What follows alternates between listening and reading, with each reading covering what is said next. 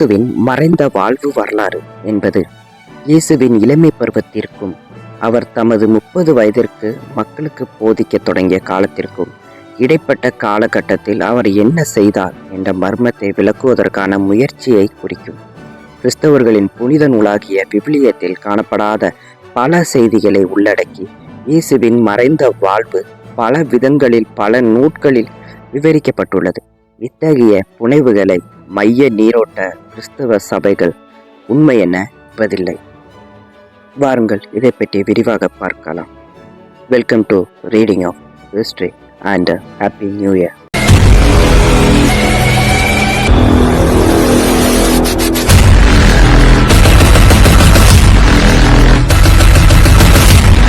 புதிய ஏற்பாட்டில் அடங்கியுள்ள 4 நற்செய்தி நூல்களிலும் காணப்படாத செய்திகளை கூறுவதற்காக எழுந்த நூல்கள் பண்டைய காலத்திலிருந்தே தோன்றியுள்ளன. இயேசுவை பற்றி குறிப்பாக 2 காலகட்டங்கள் மர்மமாக உள்ளன. அவை இயேசுவின் இளமை பருவம் பற்றி நற்செய்தி செய்திகள் பல உள்ளன.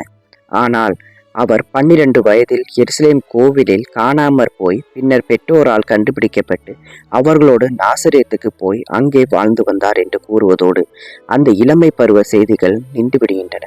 அதன் பிறகு 18 ஆண்டுகள் கழித்து இயேசுவுக்கு 30 வயது ஆனபோது அவர் திருமுழுக்கு யோவானிடம் யோர்தான் ஆற்றில் திருமுழுக்கு பெற்றார் என்று தமது பணிவாழ்வை தொடங்கினார் என்றும் நற்செய்தி நூல்கள் கூறுகின்றன. அப்படியென்றால் 12 வயதிலிருந்து 30 வயது வரை இயேசு என்ன செய்தார்? தம் பெற்றோரோடு வாழ்ந்து வந்தாரா? என்ன தொழில் செய்தார்? வேறு இடங்களுக்கோ நாடுகளுக்கோ போனாரா? இக்கேள்விகள் ஒரு தொகுப்பு. இவ்வகையான கேள்விகளுக்கு பலரும் கற்பனை புனைவுகளான பதில்களை வரலாற்றில் கொடுத்துள்ளனர். இன்னொரு கேள்வி தொகுப்பும் உள்ளது. அதாவது இயேசு உண்மையிலேயே சிலுவையில் இறந்தாரா? அவர் இறந்திருந்தால் அதன் பின் உயிர் தெழுந்தாரா? வேறு யாராவது இயேசுவின் இடத்தில் சிலுவையில் இருந்திருந்தால் இயேசுவுக்கு என்ன ஆயிற்று? அதன் பிறகு அவர் எத்தனை ஆண்டுகள் வாழ்ந்தார்? என்ன செய்தார்? இது தொடர்பாக எழுதப்பட்ட கேள்விகளும் உள்ளன. இவற்றிற்கும் கற்பனை புனைவுகளான பதில்கள் பல காலமாகவே தரப்பட்டுள்ளன. இயேசுவின் மறைந்த வாழ்வு என்று சொல்லும்போது மேலே கூறப்பட்ட முதல் தொகுதி கேள்விகளுக்கு என்ன பதில்கள் தரப்பட்டுள்ளன என்று ஆய்வதுதான் நோக்கமே ஒழிய 2ஆம் வகை தொகுதி சார்ந்த கேள்விகள் அதில் உள்ளடங்காது. இயேசு தம் இளமை காலத்தில் பிரித்தானியாவுக்கு சென்றார் என்ற ஒரு புனைவு ஆர்த்தர் மன்னன் புனைவுகளில் உண்டு. இப்புனைவுகள் ஐரோப்பிய நடுக்காலத்தை சேர்ந்தவை. கிபி 19-20 நூற்றாண்டுகளில் வேறு சில புனைவுகள் எழுந்தன. அதாவது இயேசு தமது 12ஆம் வயதிற்கும் 30ஆம் வயதிற்கும் இடையே இந்தியாவுக்கு பயணமாக சென்றார் என்ற ஒரு புனைவு, அல்லது யூதேயா பாலை நிலத்தில் எசேனியர்கள் என்ற துறவியர் கூட்டத்தில் சேர்ந்து பயின்றார் என்று மற்றொரு புனைவு. இன்று விவிலிய ஆய்வில் ஈடுபட்டுள்ள அறிஞர்களுக்குள் மிக பெருமையானோர் மேற்கூறிய புனைவுகளுக்கு எந்த ஒரு ஆதாரமும் கிடையாது என்று அப்புனைவுகளை ஒதுக்குகின்றனர். இயேசு தம் 12 வயதிலிருந்து 30 வயது வரை என்ன செய்தார் என்பதை பற்றி நமக்கு தெரியவில்லை என்பது மட்டுமே அவர்களுடைய பதிலாக உள்ளது.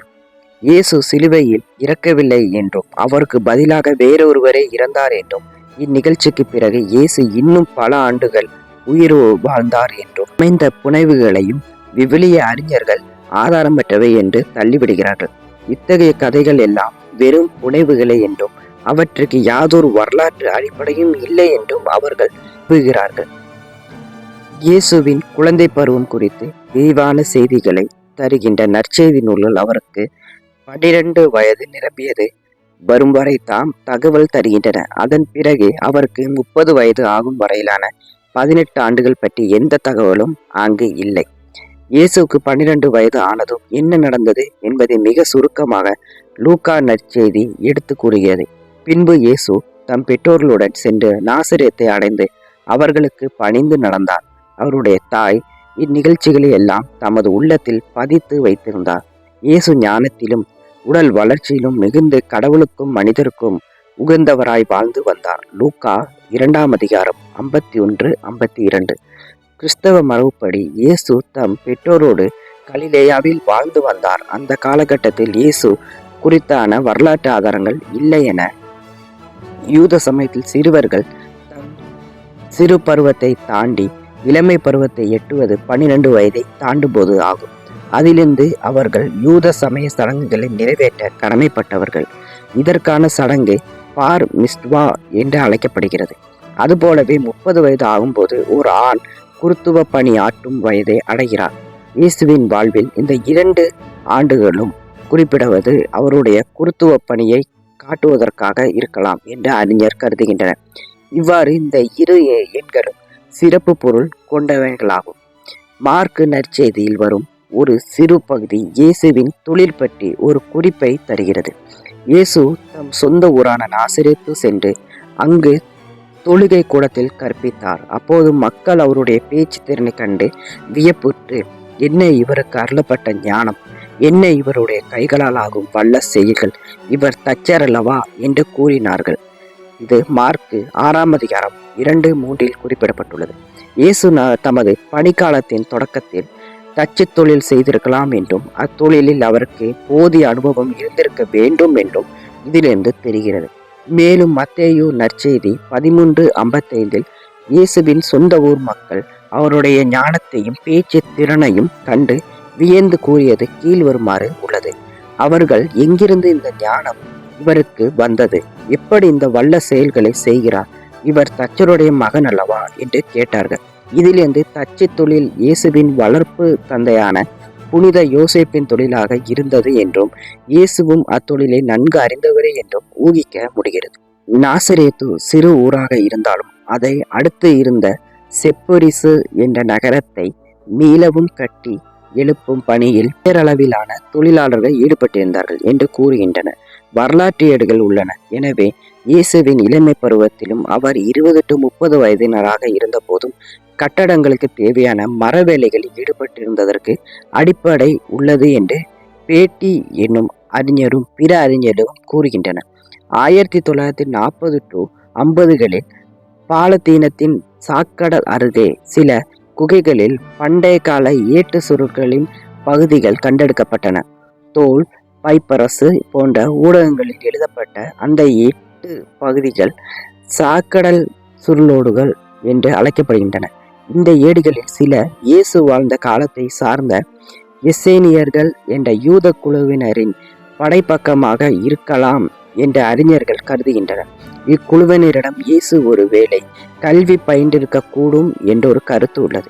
எட்மண்ட் வில்சன் என்பவர் தாம் எழுதிய ஒரு புதினத்தில் இக்கருத்தை முதன்முறையாக 1955 வெளியிட்டார். வேறு சில அறிஞரும் அதே கருத்தை வெளியிட்டனர். இன்னும் சில ஆசிரியர்கள் இயேசு அக்கால யூதாவில் பெரும்பான்மையராக வாழ்ந்த பரிசேயர் குழுவினரிடம் கல்வி அறிவு பெற்றிருக்கலாம் என்று நினைக்கின்றனர். அதற்கு அவர்கள் தருகின்ற விளக்கம் என்னவென்றால், ஏறக்குறைய இயேசுவுக்கு சமகாலத்து வரலாற்று ஆசிரியரான பிளாவியோஸ் ஜோசப் என்பவர் பரிசேயர், சதுசேயர், எஸ்ஸேனியர் ஆகிய 3 குழுக்களை சார்ந்தவர்களிடமும் கல்வி பயின்றார். இயேசு பரிசேயர்களின் இயக்கத்தை நன்கு அறிந்திருந்தார். தம் பணிக்காலத்தில் பரிசேயரோடு பல முறை விவாதங்களில் ஈடுபட்டார். எனவே அவர் கல்வி பெற்ற நாள்களில் பரிசேயரை பற்றி அவர் பலவற்றை தெரிந்திருக்க வேண்டும் என்று கூறுவர். கிறிஸ்துவ திருச்சபைகள் அதிகாரப்பூர்வமான நற்செய்தி நூல்களாக ஏற்பவை 4 மட்டுமே. அவை மத்தேயு, மார்க்கு, லூக்கா, யோவான் என்பவை ஆகும். இவை தவிர கிபி முதல் நூற்றாண்டுகளில் இயேசுவின் போதனை மற்றும் வாழ்க்கை பற்றி எடுத்து கூறுகின்ற வேறு சில நூல்களும் எழுந்தன. அவற்றை கிறிஸ்தவ திருச்சபைகள் அதிகாரப்பூர்வமானவை என்று ஏற்பதில்லை. இவை புற நூல்கள் என்று அழைக்கப்படுகின்றன.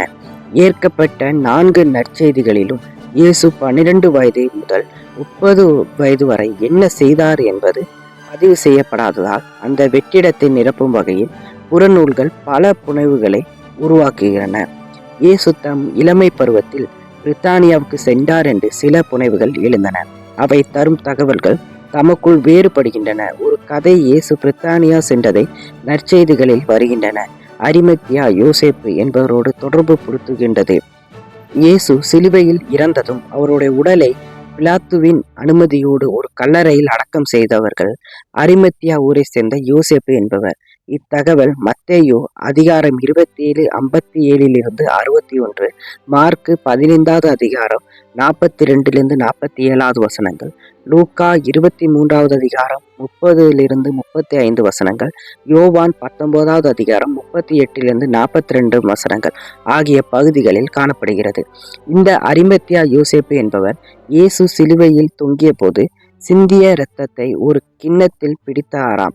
அந்த கிண்ணத்தை ஒரு சிலரிடம் கொடுத்து பிரித்தானியாவுக்கு அனுப்பி வைத்தாராம். இவ்வாறு பிரித்தானியா சென்ற இக்கிண்ணம் 12ஆம் நூற்றாண்டின் இறுதியில் பிரித்தானியாவில் எழுந்த ஆர்தர் மன்னன் புனைக்கதைகளோடு தொடர்பு படுத்தப்பட்டது. இயேசு தம் இளமை பருவத்தில் பிரித்தானியாவுக்கு சென்றதாக கூறும் இப்புனை கதைப்படி இயேசு மெண்டி பகுதியில் பிரிடி என்னும் இடத்தில் வாழ்ந்தாராம். அங்கு கிளாஸ்டன்பெரி என்னும் இடத்தில் ஒரு குடிசை கட்டி அங்கு தங்கியிருந்தாராம். இக்கதையை உண்டாக்கி வில்லியம் பிளெக் என்ற 19ஆம் நூற்றாண்டு ஆங்கில கவிஞர் ஒரு கவிதை எழுதினார். இக்கதையின் மற்றொரு பாடம் இவ்வாறு உள்ளது. யோசேப்பு என்ற பெயருடைய ஒரு தகர வியாபாரி இருந்தாராம்.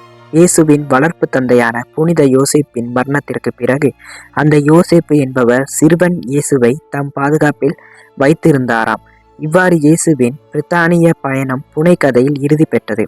வேறு சிலர் இயேசு பிரித்தானியாவுக்கு சென்று அங்கு த்ரியூட் என்ற துறவியர் குழுவிடம் கல்வி பயின்றார் என்று புனைக்கதைகள் எழுதினார்கள். லூயி ஜாக்கோலியா என்பவர் 1869 இயேசுவின் வாழ்க்கை பற்றி லா பைபிள் டான்ஸ் இன் வியா டே லெசோரஸ் கிறிஸ்டேனா என்றொரு நூலை பிரெஞ்சு மொழியில் எழுதினார்.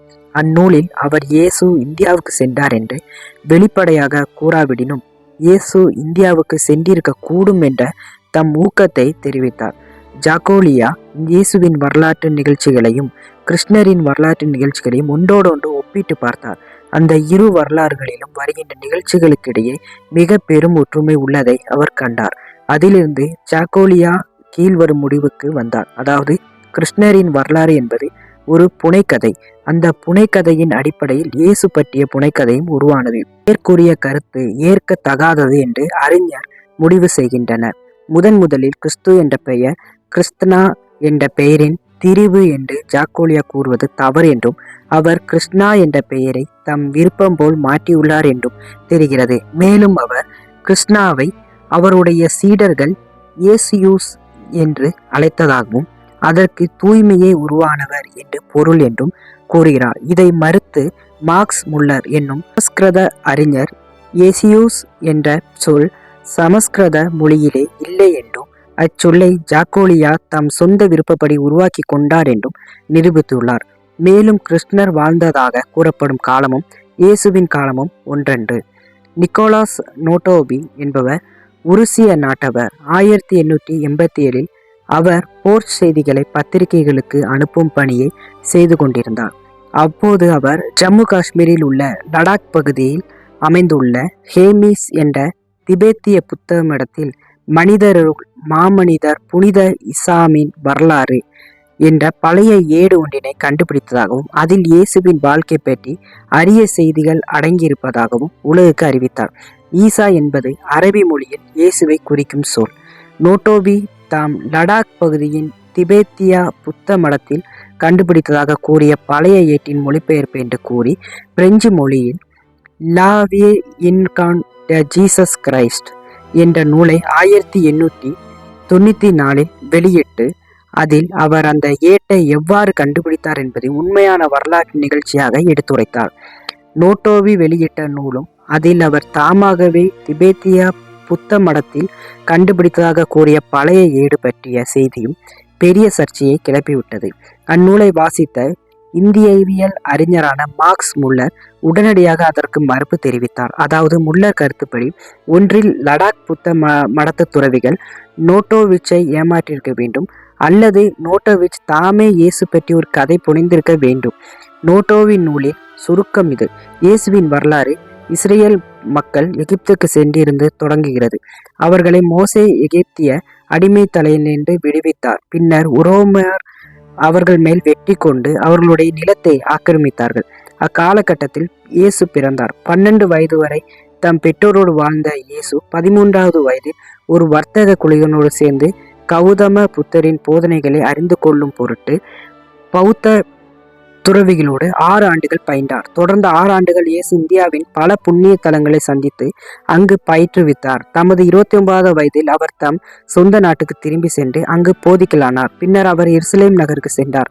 ஆனால் ரோமை ஆளுநராக இந்த பொந்தியு பிலாத்து மற்றும் யூத மத தலைவர்கள் இயேசுவை கலகக்காரராக பார்த்தார்கள். அவர் தம்மை கடவுளின் மகன் என்று கூறியதாக காட்டி அவர் இறை நிந்தை செய்ததாக குற்றம் சாட்டி அவரை கைது செய்து அவரை கொண்டு போட்டார்கள். அவரை பின்பற்றியவர்கள் துன்புறுத்தப்பட்டார்கள். அவரது சீடர்கள் அவருடைய போதனைகளை எல்லா இடங்களுக்கும் சென்று பரப்பினார்கள்.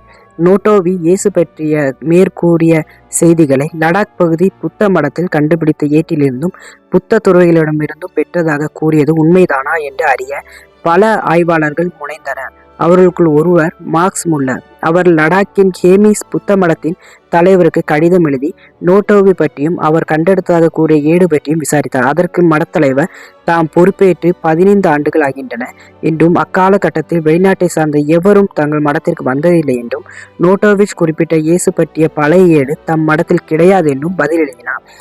ஆர்ச்சிபால்ட் டக்ளஸ் என்ற மற்றொரு ஆய்வாளர் கேமிஸ் இது பற்றிய ஆய்வில் இறங்கினார். அவர் நேரடியாக அந்த மடத்திற்கே சென்று தலைமை துறவியை சந்தித்து உரையாடினார். அப்போதும் அத்துறவி மார்க்ஸ் முல்லருக்கு கடிதத்தை எழுதியே டக்ளஸிடம் எடுத்து கூறினார். அதாவது நோட்டோவி ஒருபோதும் லடாக் புத்த மடத்திற்கு சென்றதில்லை.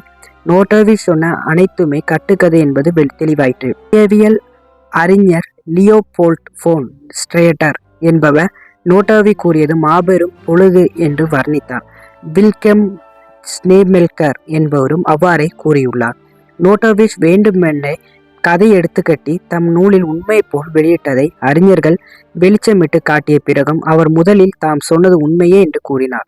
ஆனால் வரலாற்றாளர்கள் நோட்டோவிச் கதை கட்டுக்கதையே என்று காட்டிய சிறிது காலத்துக்கு பின்பு நோட்டோவிச் தம் நூலுக்கான ஆதாரங்கள் போலி என்று ஒத்துக்கொண்டார். லடாக் புத்த மடத்தில் இயேசு பற்றிய ஆவணத்தை நோட்டோவிச் கண்டெடுத்தார் என்பது முற்றிலும் பொய் என்றும் அத்தகைய ஆவணம் ஒன்றும் அங்கு கிடையாது என்றும் எல்லா அறிஞர்களும் ஒத்துக்கொள்கின்றனர். தமது போலி கதையை வெளியிட்டு அவர் பெரும் செல்வம் சேர்த்தார், பிரபலியம் அடைந்தார் என்று பார்ட் ஏர்மான் என்ற அறிஞர் கூறுகிறார்.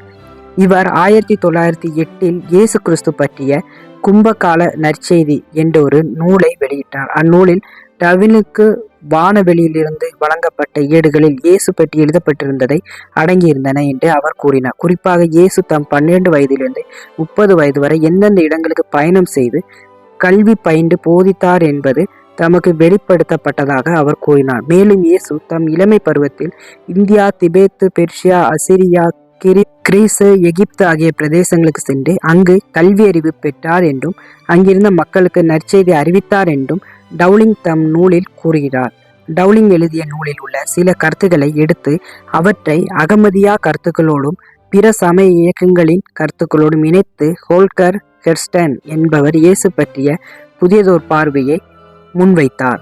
இயேசு தம் இளமை பருவத்தில் இந்தியா, திபெத்து போன்ற தூர இடங்களுக்கு சென்று கல்வி பயின்றார் என்றும் அங்கு போதித்தார் என்றும் கூறுவதற்கு எந்த வரலாற்று ஆதாரமும் கிடையாது என்று விவிலிய அறிஞர்கள் கூறுகிறார்கள். எனவே விவிலிய அறிஞர்கள் மேலே கூறிய ஜாக்கோலியா, நோட்டோவிச், டவுலிங் போன்ற இயேசு இந்தியாவுக்கு சென்றார் அல்லது வேறு நாடுகளுக்கு போனார் என்று கூறுவது வெறும் கற்பனை என்ற முடிவுக்கு வருகின்றனர். இதற்கு எடுத்துக்காட்டாக கீழ்வரும் ஆசிரியர்களை குறிப்பிடலாம். Robert van Voorst, Marcus Borg, John Dominic Crossan, Leslie Houlden, Paula Fredriksen. சில நூலாசிரியர்கள் இயேசுவின் வரலாற்றை கூறும்போது இயேசு சிலுவையில் அறையப்பட்டது, உயிர் துறந்தது போன்ற பொருட்கள் பற்றியும் அவர் சிலுவையில் உயிர் துறக்கவில்லை என்றால் பின்னர் வேறு எங்காவது சென்றாரா என்பது பற்றியும் பல புனைக்கதைகளை உருவாக்கியுள்ளனர். சிலர் இயேசு உண்மையிலேயே சிலுவையில் அறையப்படவில்லை என்கின்றனர். வேறு சிலர் அவர் சிலுவையில் அறையப்பட்டாலும் உயிர் துறக்கவில்லை என்கின்றனர். அதன் பிறகு அவர் இயற்கை மரணம் எய்தும் முன் அவர் காஷ்மீர் சென்றார் என்றொரு கருத்தும், உரோமை சென்றார் என்றும் கருத்தும், யூதாவின் மசாதா முற்றுகையின் போது அங்கு சென்றார் என்றொரு கருத்தும் வெளியிடப்பட்டுள்ளன. குரான் 4:157 158 வசனங்கள் பகுதியின் அடிப்படையில் பெரும்பான்மையான முஸ்லிம்கள் இயேசு உண்மையிலேயே சிலுவையில் அறையப்படவில்லை என்கின்றனர். வேறொருவரை கடவுள் இயேசு போல் தோற்றமளிக்க செய்தார் என்றும் அந்த மனிதரே சிலுவையில் அறைந்தார்கள் என்பதும் அவர்கள் கருத்து. அவ்வாறு உண்மையிலே சிலுவையில் அறையப்பட்டவர் யூதா சாக்கவோ சிரேன் ஊர் சீமோனாகவோ இருந்திருக்கலாம். மேலும் இயேசு கடவுளின் வல்லமையால் நேரடியாக விண்ணகத்திற்கு எடுத்துக்கொள்ளப்பட்டார் என்றும் அவர் மீண்டும் வருவார் என்றும் முஸ்லிம்கள் நம்புகின்றனர். இஸ்லாம் சமயத்தின் பிரிவான அகமதியா இயக்கத்தை தோற்றுவித்தவர் மிர்சா குலாம் அகமத். முஸ்லிம்கள் பொதுவாக திருக்குரானின் பகுதிகள் என்று ஏற்பனவற்றிற்கும் மேலதிகமான சில பகுதிகளையும் அகமதியா இயக்கின்றனர் திருக்குரானாகவே கருதுகின்றனர். அதன்படி இயேசு காஷ்மீர் சென்றார் என்றும் அங்கு 120 வயதில் இறந்தார் என்றும் உள்ளதாம். காஷ்மீரில் இயேசுவின் கல்லறை உள்ளதாகவும் அவர்கள் கூறுகின்றனர். 1747 இஸ்லாம் சமயத்து சுபி புலவர்களுக்குள் ஒருவரான குவாஜா முகமது ஆசாம் திதாமாரி என்பவர் காஷ்மீரின் வரலாறு என்ற ஒரு நூல் எழுதினார். அதில் அவர் வெளிநாட்டை சேர்ந்த ஓர் இறைவாக்கினர் யூஸ் அசாஃப் என்னும் பெயர் குறிப்பிட்ட கல்லறையில் காஷ்மீரின் சிறிநகரில் உள்ள ரோசா பால் என்னும் திருத்தலத்தில் கல்லறையில் வைக்கப்பட்டுள்ளார் என்று குறிப்பிட்டிருந்தார். அக்கல்லறை இயேசுவின் கல்லறை தான் என்ற ஒரு புனைவு வரலாறு எழுந்தது. அதாவது யூஸ் ஆசாஃப் என்பது இயேசுதான் என்ற கருத்து எழுந்தது. ஆனால் இக்கருத்துக்கு வரலாற்று அடிப்படை இல்லை என்றும் இது ஒரு கட்டுக்கதை என்றும் பவுல் பாப்பாஸ் என்னும் அறிஞர் எழுதுகிறார். இந்திய ஆன்மீகவாதியான மேகர் பாபா என்பவரும் இயேசுவின் இறுதி நாட்கள் பற்றி கருத்து தெரிவித்துள்ளார். அவருடைய கருத்துப்படி இயேசு சிலுவையில் அறையப்பட்ட போது உண்மையிலேயே இறக்கவில்லையாம். மாறாக நிர்விகல்பா சமாதி நிலையை அடைந்தாராம். அதாவது சாதாரண நினைவு நிலையை கடந்து கடவுளோடு ஐக்கியமானாராம். 3 நாட்களுக்கு பின் மீண்டும் நினைவு நிலைக்கு திரும்பினாராம். பிறகு இயேசு தம் சீடர்களான பர்த்தலமேயு, யூதா போன்ற சிலரோடு தம்மை அடையாளம் காட்டிக்கொள்ளாமல் ரகசியமாக கிழக்கு நோக்கி புறப்பட்டாராம். இதுவே இயேசுவின் உயிர்த்தெழுதல் என்று அழைக்கப்படுகிறது என்று மேகர் பாபா கூறுகின்றார். மேலும் அவர் கூற்றுப்படி இயேசு ரகசியமாக இந்தியா வந்த பின் மேலும் கிழக்கு நோக்கி சென்று பர்மாவின் ரங்கு சென்று அங்கு சிறிது காலம் தங்கியிருந்தார். பின் வடக்காக சென்று காஷ்மீர் போய் அங்கே நிலையாக தங்கினார் இயேசு என்று மேகர் பாபா கூறுகிறார். இயேசு தம் ஆன்மீக பணி முடிவடைந்ததும் தம் உடலை விட்டு சென்றாராம். 12 திருத்தூதர்கள் இயேசுவின் உடலை காஷ்மீரின் கான்யார் மாவட்டத்தில் கார்வான் என்ற இடத்தில் அடக்கம் செய்தார்களாம். இயேசு பற்றி மேகர் பாபா புனைந்த இக்கதையை சுவாமி அபேனாந்தா, சங்கராச்சாரியார், சத்ய சாய் பாபா போன்றோரும் வேறு சிலரும் ஏற்கின்றனர்.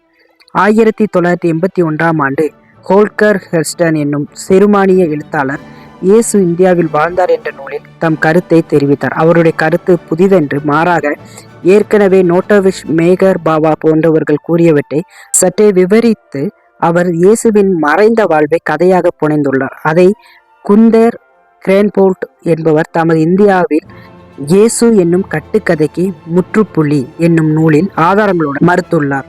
வில்கெம் ஸ்னேமெல்கர் என்பவரும் மறுப்பு அளித்துள்ளார். இக்கதைக்கு அடித்தளம் இல்லை என்பதே அறிஞர் கருத்து. ஜெரால்டு ஓகாலின்ஸ் என்னும் அறிஞர் கூற்றுப்படி ஹெர்ஸ்டன் புனைந்த கதை ஒரு ஏமாற்று வித்தை. இயேசு பற்றி மேலே விளக்கப்பட்ட புனைகள் தவிர வேறு சில கதைகள் உருவாக்கப்பட்டுள்ளன. எடுத்துக்காட்டாக பார்பரா த்ரிங் என்பவர் தாம் 1992 எழுதிய ஜீசஸ் த மேன் என்ற நூலில் கீழ்வரும் புனைவை தருகிறார். அதாவது சிலுவையில் இயேசுவும் யூதாசு இஸ்காரியோத்தும் அறையப்பட்டனராம். யூதாஸ் இறந்து போக இயேசு சிலுவையில் உயிர் நீக்கவில்லை. பின் அவர் மகதலா மரியாவை மணந்து கொண்டாராம். மத்திய தரை கடல் பகுதியில் பயணம் செய்தாராம். ரோமையில் இறந்தாராம். 1995 கென்னோ ஹோர்ஸ்கிங் என்பவரும் இயேசு சிலுவையில் அறையப்பட்டாலும் உயிர் துறக்கவில்லை என்று கூறுகிறார். சாக்கடல் சுவடிகள் குறிக்கின்றன. நீதி ஆசிரியர் என்பவர் இயேசுவே என்கிறார். அவர் கருத்துப்படி இயேசு ரோமையருக்கு எதிராக நிகழ்ந்த போரில் யூதர்களின் படைக்கு தலைமை தாங்கி போரிட்டு இறந்தாராம். மார்மோன் மதத்திற்கு அடிப்படையான மார்மோன் நூல் என்னும் ஏட்டின்படி இயேசு தாம் உயிர்த்தெழுந்த பின்னர் அமெரிக்காவின் முதல் குடிமக்களை சந்தித்தாராம். விவிலிய மர்மங்கள் என்ற தலைப்பில் 1996 உருவாக்கப்பட்ட செய்தி படத்தில் இயேசு இந்தியா சென்றார் என்ற கருத்தை பற்றிய நேர்காணலில் பல அறிஞர்கள் பங்கேற்றனர். எட்வர்ட் டி மார்டின் என்பவர் 2008 king of traveller Jesus lost years India என்ற ஒரு நூல் எழுதினார். அது ஜீசஸின் இந்தியா என்ற பெயரில் 2008 திரைப்படமாக்கப்பட்டது. இயேசு பற்றிய மற்றொரு புனைவு Lamb the gospel according to Biff Christ childhood pal என்ற தலைப்பில் கிறிஸ்தோபர் மூர் என்பவரால் வெளியிடப்பட்டது. அப்புதினத்தில் ஆசிரியர் இயேசுவுக்கு மிக நெருக்கமான சிறுவயது நண்பராக பீஃப் இருந்ததாகவும் அந்த நண்பரே இயேசுவின் கதையை எடுத்து கூறுவதாகவும் கற்பனை செய்துள்ளார். இயேசு இந்தியா, சீனா ஆகிய நாடுகளுக்கு சென்றதாக பீஃப் என்னும் நண்பர் கூறுவதாக நூலாசிரியர் நூலை மேற்குறிப்பிட்ட இத்தனை சுவாரஸ்யமான கதைகள் அனைத்தும் இயேசுவை பற்றி எழுதப்பட்ட புனைக்கதைகள் மட்டுமே. ஆனால் இயேசு என்பவர் நமக்காக இந்த பூமியில் வந்து நம்மளுடைய பாவங்களுக்காக அவருடைய ஜீவனை தந்து அவர் சிலுவையில் அறையப்பட்டு இறந்து 3ஆம் நாள் உயிருடனே எழுந்து பரலோகத்துக்கு சென்றவர். அவர் மீண்டும் வருவார் என்பது கிறிஸ்தவர்களுடைய நம்பிக்கை மட்டுமல்ல, அனைவருடைய நம்பிக்கையும் அவ்வாறே அமைந்துள்ளது. இதுபோன்று புனைக்கதைகளை நம்பி நீங்களும் ஏமாந்து விடக்கூடாது என்பதற்காகவே இந்த வீடியோவை நான் இதில் அப்லோடு செய்திருக்கிறேன். இதே போன்று வரலாற்று மிக்க சுவடுகளை பற்றி தெரிந்து கொள்ள நம்முடைய சேனலாகிய ரீடிங் ஆஃப் ஹிஸ்டரி சப்ஸ்கிரைப் செய்து பெல் ஐக்கானை கிளிக் செய்து கொள்ளவும். நன்றி, வணக்கம்.